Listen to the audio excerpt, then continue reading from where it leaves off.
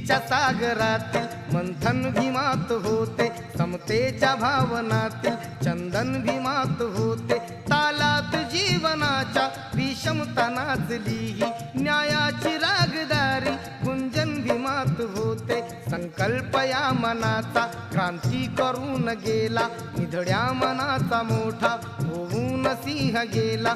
दिपविले कैक ज्ञानी माझ्या धुरंधराने, इतिहास घडविला माझ्या युगंधराने. ती आस नाही केली श्रीमंतीच्या धनाची, फुलविली बाग ऐसी येथे परिश्रमाची.